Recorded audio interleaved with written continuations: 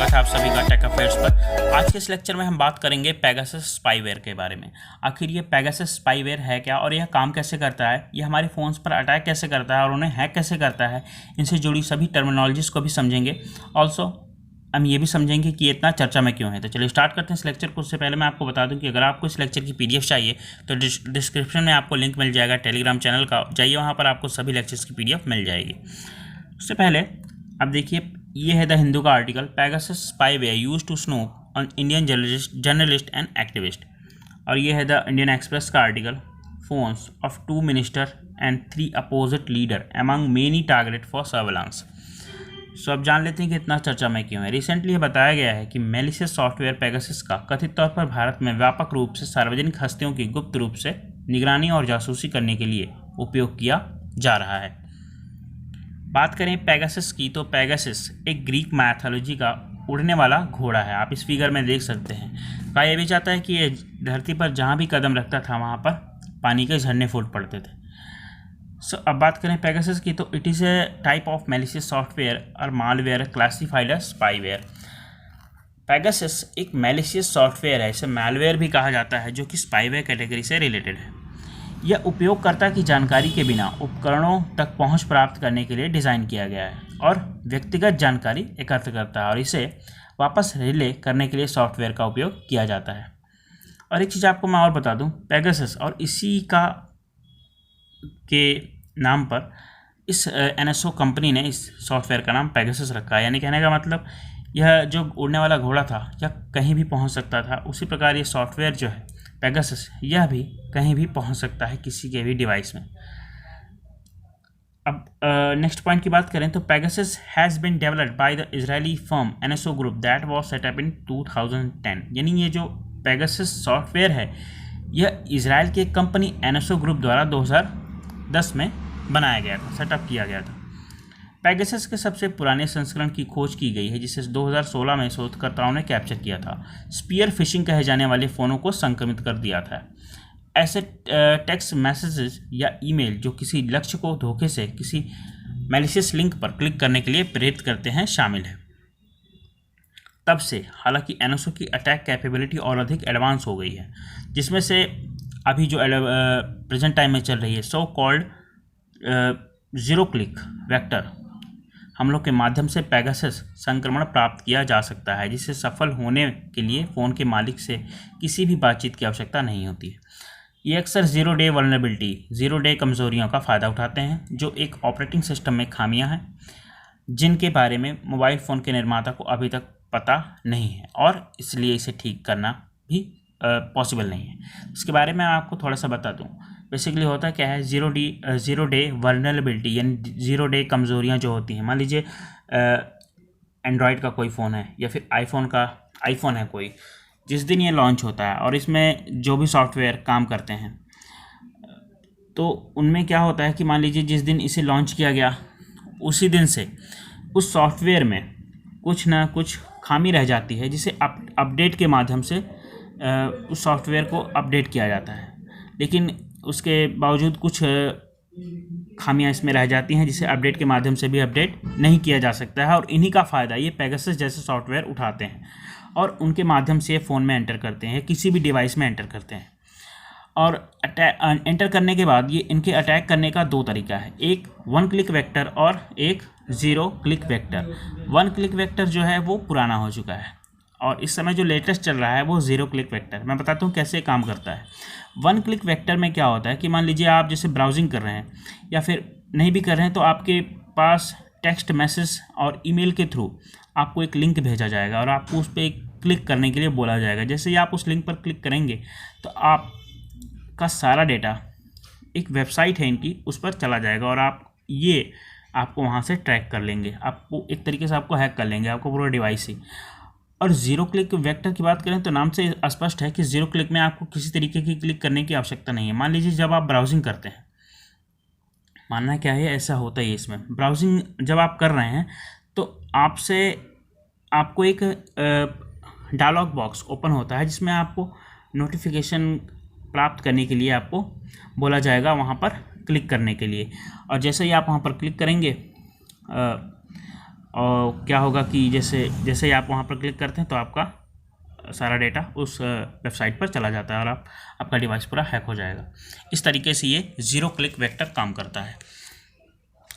और अभी तक क्या था कि मतलब वन क्लिक वेक्टर में ये सब चीज़ें थी। ज़ीरो क्लिक वेक्टर में इसने जो वन स्टेप वेरिफिकेशन यानी टू स्टेप वेरिफिकेशन जो होते थे, जो कि सबसे सिक्योर माने जाते थे, उनको भी इसने सरपास कर दिया है। और साथ ही आपका जो क्लाउड पर डेटा है वो भी अब सिक्योर नहीं है, वो भी इसके माध्यम से हैक किया जा सकता है और किया भी जा चुका है बहुतों का। अब बात कर लेते हैं टारगेटेड्स की।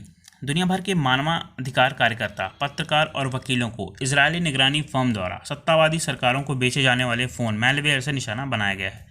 भारतीय मंत्री, सरकारी अधिकारी और विपक्षी नेता भी उन लोगों की सूची में शामिल हैं जिनके फ़ोन स्पाईवेयर द्वारा छेड़छाड़ किए गए हो सकते हैं। यहाँ पर आप देखिए द वायर का आर्टिकल है, snoop list 40 has Indian journalist forensic test confirm presence of Pegasus spyware on some. यानी 40 इंडियन जर्नलिस्ट के फ़ोन में यह कन्फर्म किया गया है फॉरेंसिक टेस्ट के दौरान। 2019 में ही व्हाट्सएप ने इसराइल के एनएसओ ग्रुप के खिलाफ अमेरिकी अदालत में एक मुकदमा दायर किया था, जिसमें आरोप लगाया गया था कि फर्म मोबाइल उपकरणों को मैलिशियस सॉफ्टवेयर से संक्रमित करके एप्लीकेशन पर साइबर हमलों को शामिल कर रही है। और ये है द गार्डियन का आर्टिकल, आप देखिए, WhatsApps using Israeli firms accusing it of hacking activist phone. 2019 अक्टूबर की बात है, लेकिन ये केस अभी भी पेंडिंग ही पड़ा हुआ है। यूएस जजेस WhatsApp lawsuit against Israeli spyware firm NSO can proceed। बात करें कुछ इनिशिएटिव्स की, तो recent step taken in India cyber सुरक्षित भारत इनिशिएटिव, इसे 2018 में सभी सरकारी विभागों में मुख्य सूचना सुरक्षा अधिकारियों और फ्रंटलाइन IT स्टाफ के लिए सुरक्षा उपायों के लिए साइबर अपराध और निर्माण क्षमता के बारे में जागरूकता फैलाने के उद्देश्य से शुरू किया गया था। National cyber security coordination centre NCCC की बात करें तो इसे 2017 में वास्तविक समय के साइबर खतरों का पता लगाने के लिए देश में आने वाले इंटरनेट ट्रैफिक और संचार मेटाडेटा, जो कि प्रत्येक संचार के अंदर छिपी जानकारी के छोटे टुकड़े होते हैं, को स्कैन करने के लिए विकसित किया गया था। उसके बाद साइबर सुरक्षा केंद्र, जो कि 2017 में यह प्लेटफॉर्म लॉन्च किया गया था। इस प्लेटफॉर्म से इंटरनेट उपयोगकर्ताओं के लिए वायरस और मैलवेयर को मिटाकर अपने कंप्यूटर और उपकरणों को साफ करने के लिए पेश किया गया था। Indian cyber crime coordination centre I4C, हाल ही में सरकार द्वारा I4C का उद्घाटन किया गया है। राष्ट्रीय साइबर अपराध रिपोर्टिंग पोर्टल को भी पूरे भारत में लॉन्च किया गया है।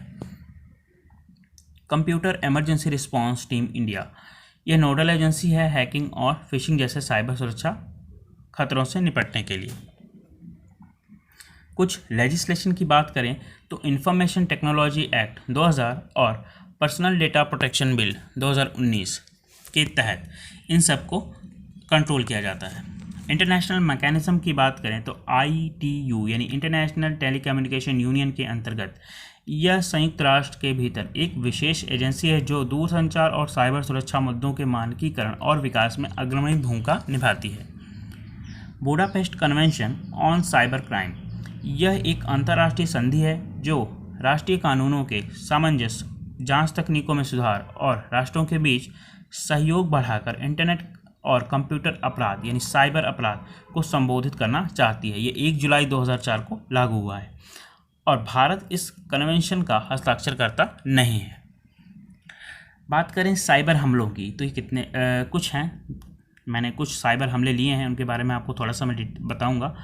जैसे मालवेयर, मैलिशियस सॉफ्टवेयर के लिए एक छोटा सा है, किसी भी प्रकार के सॉफ्टवेयर को संदर्भित करता है जिसे किसी सिंगल कंप्यूटर, सर्वर या कंप्यूटर नेटवर्क को नुकसान पहुंचाने के लिए डिज़ाइन किया गया है।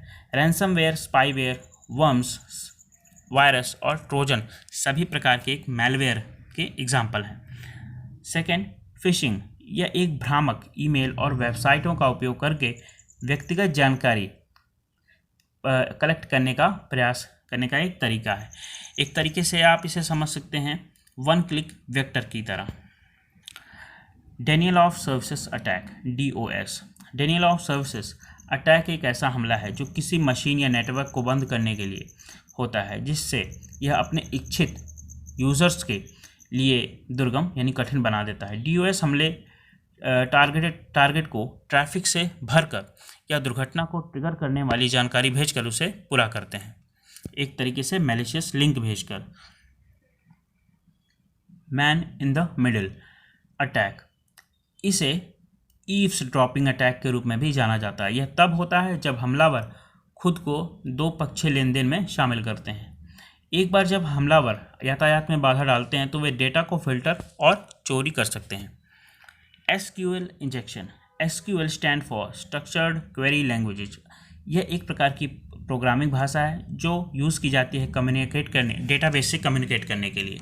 वेबसाइटों और सेवाओं के लिए महत्वपूर्ण डेटा संग्रहित करने वाले कई सर्वर अपने डेटाबेस में डेटा को प्रबंधित करने के लिए SQL इंजेक्शन का यूज़ करते हैं।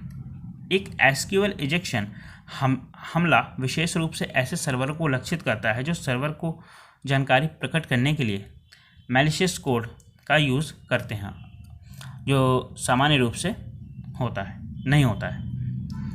Next, cross site scripting axes.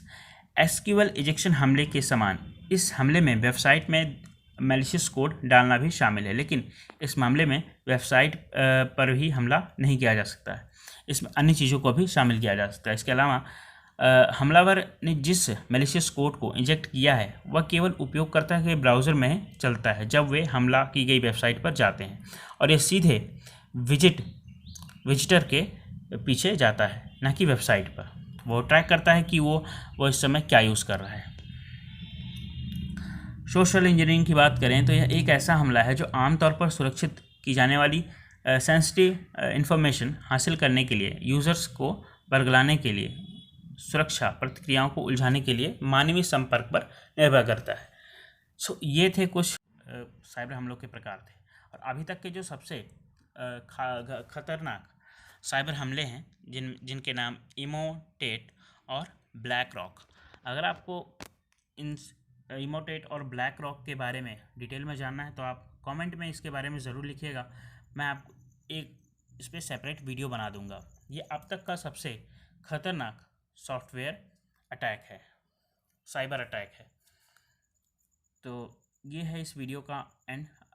I hope आपको जितनी भी मैंने चीज़ें बताई आपको समझ में आई होंगी कि किस तरीके से ये पेगासस सॉफ्टवेयर अटैक करता है वन क्लिक वेक्टर और ज़ीरो क्लिक वेक्टर के थ्रू। और भी जितनी टर्मिनोलॉजीज़ हैं, जैसे